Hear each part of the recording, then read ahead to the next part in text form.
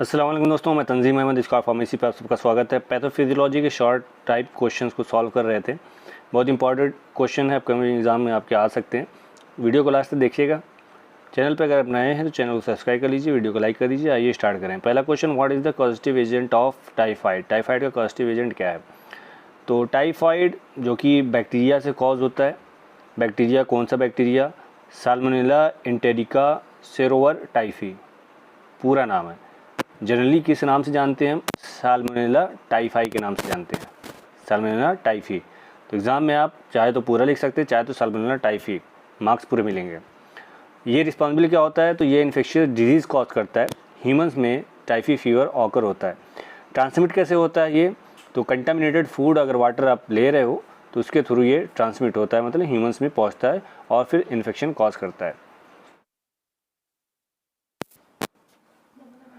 Question 4, what is the rheumatoid arthritis. Rheumatoid arthritis क्या होता है? तो जनरली ये आपके ऑटो इम्यून डिसऑर्डर या डिजीज़ होती है।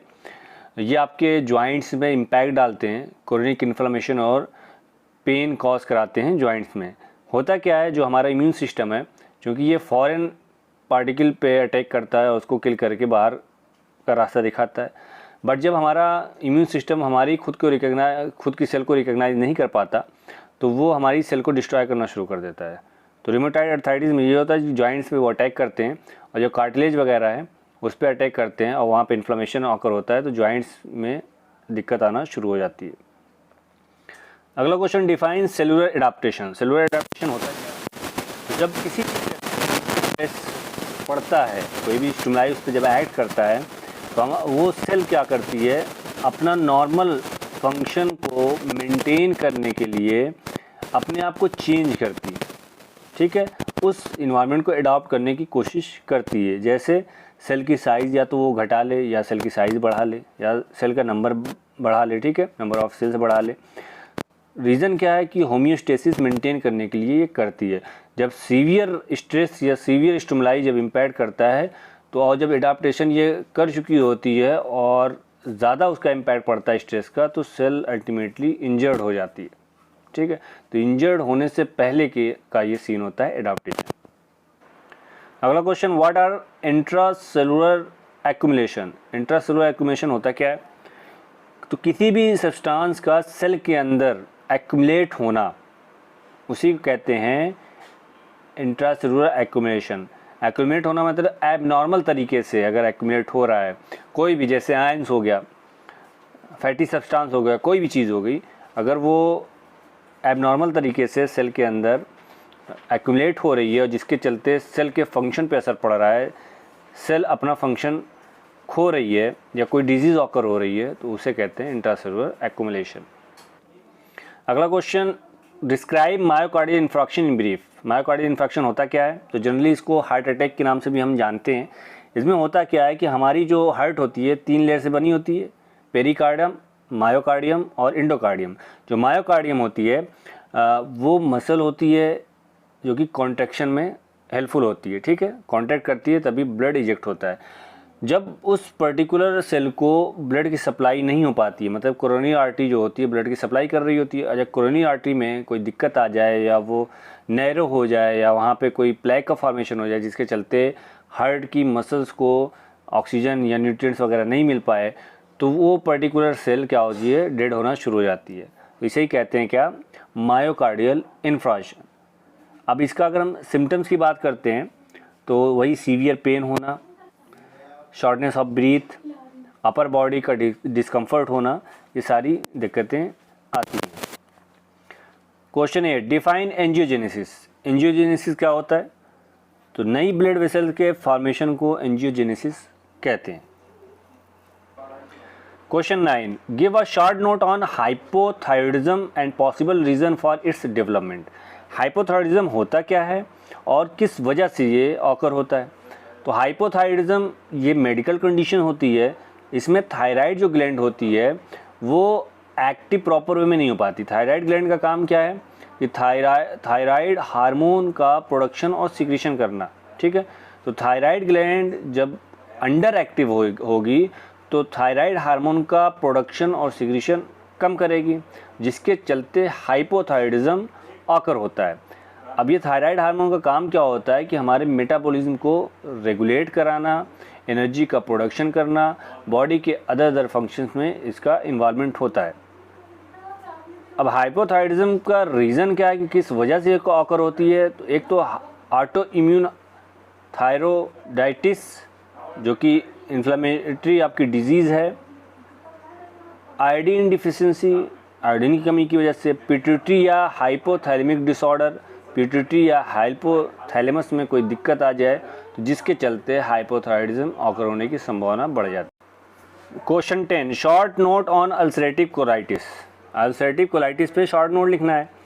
तो अल्सरेटिव कोलाइटिस होता क्या है? ये क्रोनिक इन्फ्लेमेटरी बाउल डिजीज़ होती है, शॉर्ट फॉर्म में आईबीडी भी इसको बोलते हैं। ये जनरली आपके लार्ज इंटेस्टाइन के कोलन और रेक्टम में ऑकर होती है। ठीक है, कोलन और रेक्टम में ऑकर होती है। जो कोलन होता है उसकी जो लाइनिंग होती है, इंटरनल लाइनिंग, वहाँ पे अल्सर का कॉज हो जाना, इन्फ्लामेशन का ऑकर होना, और जिसके चलते एब्डोमिनल पेन का होना, डायरिया ऑकर होना और रेक्टल ब्लीडिंग के चांसेस बढ़ जाना, ये सिम्टम्स के अंतर्गत। Question 11, discuss the sign and symptoms of leprosy. Leprosy के साइन और सिम्टम्स बताने हैं। तो पहले हम जान लें लेप्रोसी होता क्या है। लेप्रोसी को हैंसन डिजीज़ के नाम से भी जानते हैं। ये क्रोनिक इन्फेक्शियस डिजीज़ होती है जो कि बैक्टीरिया से आकर होता है। कौन सा बैक्टीरिया?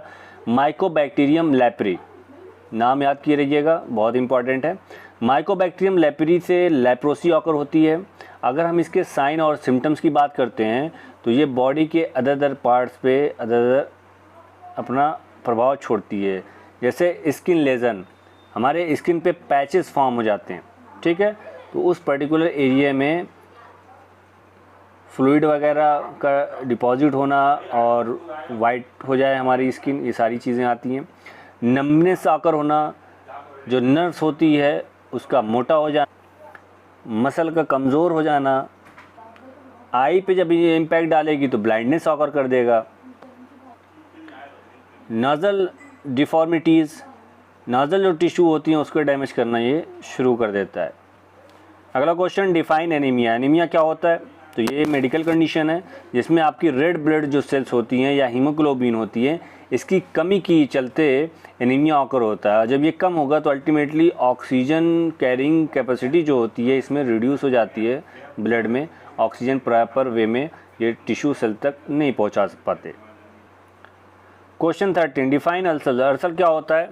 तो एक तरह का ये सोर होता है, मतलब स्किन या म्यूकस मेम्ब्रेन पे वुंड का आकर होना या पर्टिकुलर इन्फ्लामेशन के द्वारा सोर या वुंड का ऑकर होना, कहाँ पे? स्किन या म्यूकस मेम्ब्रेन पे, उसे कहते हैं अल्सर। अब ये जहाँ पे भी आकर होता है तो उसके अकॉर्डिंग उसका नाम दिया जाता है। जैसे अगर स्टमक में आकर हुआ तो आपका गैस्ट्रिक अल्सर कहलाता है, ईसोफेगस में आकर हुआ तो ईसोफेगल अल्सर है, डिडोनम में आकर हुआ तो डिडोनल अल्सर है, ऐसी कोलन में आकर हुआ तो अल्सरेटिव कोलाइटिस। ठीक है, अगला question, what is epilepsy. Epilepsy क्या होता है? तो ये न्यूरोलॉजिकल डिसऑर्डर होती है। इसमें ब्रेन एबनॉर्मल तरीके से एक्टिविटी करती है, मतलब कि सीजर ऑकर होता है, बार बार सीजर का ऑकर होना, क्योंकि जो नर्व इम्पल्स होते हैं एबनॉर्मल तरीके से वो निकलना शुरू होते हैं ब्रेन से। ठीक है, या तो ये ब्रेन के कुछ हिस्से में असर डालता है या पूरे ब्रेन में। अगला क्वेश्चन, राइट और note on acute renal failure. Acute renal failure पे नोट लिखना है।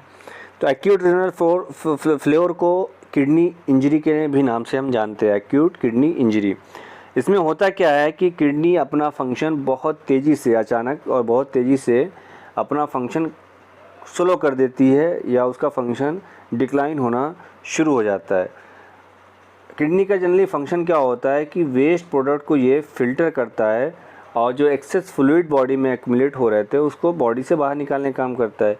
जब किडनी का फंक्शन डिक्लाइन होगा तो वेस्ट प्रोडक्ट वो छान नहीं पाएगा, निकाल नहीं पाएगा, और जो एक्यूमुलेट हो रहा था फ्लूइड उसको भी निकाल नहीं पाएगा, जिसके चलते बॉडी में फ्लूइड का डिपोजिशन बढ़ने लगेगा। वेस्ट प्रोडक्ट बॉडी से बाहर जाएगा नहीं तो बॉडी में डिपॉजिट होना शुरू होगा।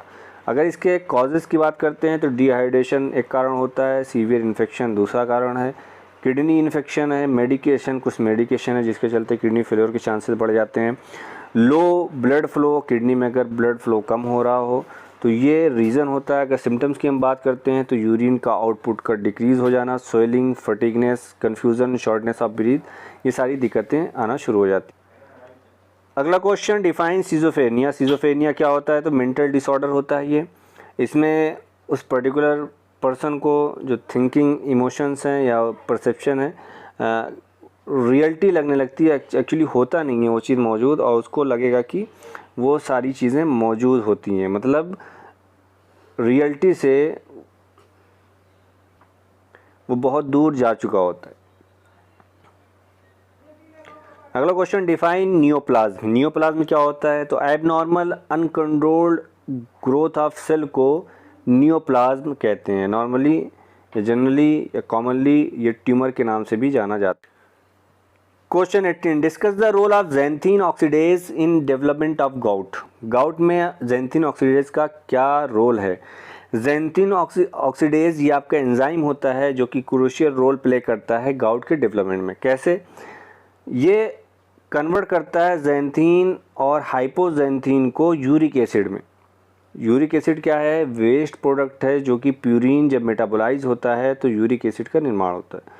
यूरिक एसिड जब ज़्यादा हो जाएगा तो ये ब्लड में सर्कुलेट करेगा और अल्टीमेटली यूरेट क्रिस्टल का फॉर्मेशन करता है। यूरेट क्रिस्टल जॉइंट्स में जाके डिपॉजिट होते हैं और वहाँ पे इन्फ्लामेशन कॉज करते हैं, जिसके चलते गाउट ऑकर होता है। अगला question, give a short note on grave disease. Grave disease पे शॉर्ट नोट लिखना है। तो ग्रेव डिजीज़ ये भी आपकी ऑटो इम्यून डिसऑर्डर होता है। जैसा कि हमने बताया कि हमारा ही इम्यून सिस्टम हमारी ही सेल को जब डैमेज करना शुरू कर देता है तो उससे जो डिजीज़ ऑकर होती है उसे कहते हैं ऑटो इम्यून डिजीज़ या ऑटो इम्यून डिसऑर्डर। अब यहाँ पे थायराइड ग्लैंड पे हमारा इम्यून सिस्टम ऐड करता है, जिसके चलते थायराइड हार्मोन का ओवर प्रोडक्शन होने लगता है, जिससे हाइपरथायरॉयडिज्म ऑकर होता है। अगर इसके सिम्टम्स की बात करें तो वेट लॉस होने लगता है, हार्ट बीट बहुत फास्ट हो जाती है, anxiety, hand trimmer, bulging of eyes, ये सारी दिक्कतें आना शुरू हो जाती हैं। Question 20, define stroke and haemorrhage. Stroke और हैमरेज को डिफाइन करना है। स्ट्रोक क्या होता है? ये आपके सीरियस मेडिकल कंडीशंस हैं, मतलब कि जो ब्लड की सप्लाई ब्रेन में हो रही थी, अगर उसमें इंटरप्शन आकर हो जाए तो ब्रेन की जो सेल होती है वो डैमेज होना शुरू हो जाती है, अल्टीमेटली डेड हो जाती है। उसी को कहते हैं क्या? स्ट्रोक। मतलब कि blockage of blood vessels, blood vessel के ब्लॉक होने के चलते ऑक्सीजन और न्यूट्रिएंट्स की सप्लाई ब्रेन की सेल्स तक नहीं पहुंच पाती, जिसके चलते स्ट्रोक ऑकर होता है।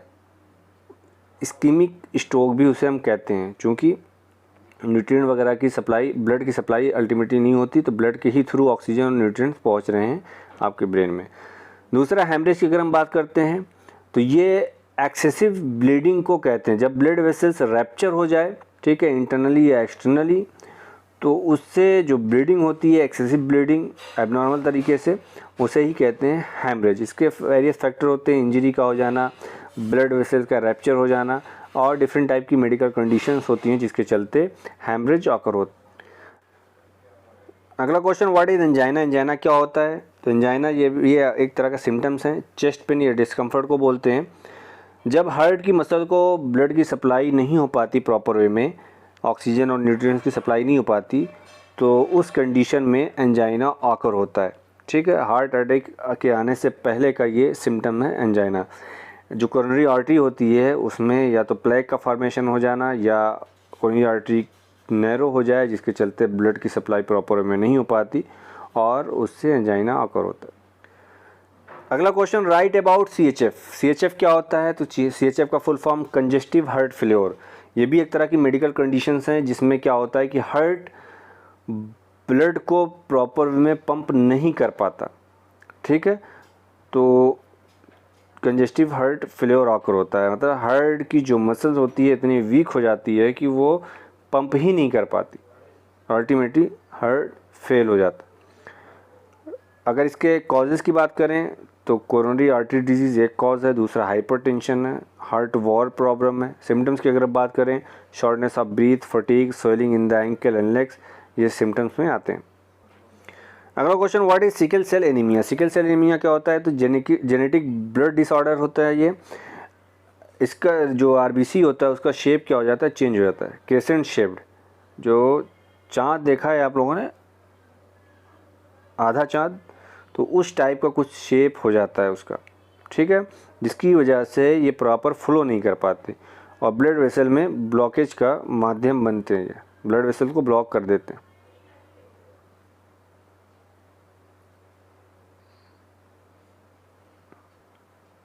जिसकी वजह से जो आरबीसी होता है, आरबीसी का फॉर्मेशन वो भी कम हो जाता है और उसकी जो कैपेसिटी होती है, ऑक्सीजन कैरिंग कैपेसिटी, वो भी रिड्यूस हो जाती है। इसके चलते एनीमिया, फटीगनेस और डिफरेंट टाइप की हेल्थ कॉम्प्लिकेशंस ऑकर होती हैं।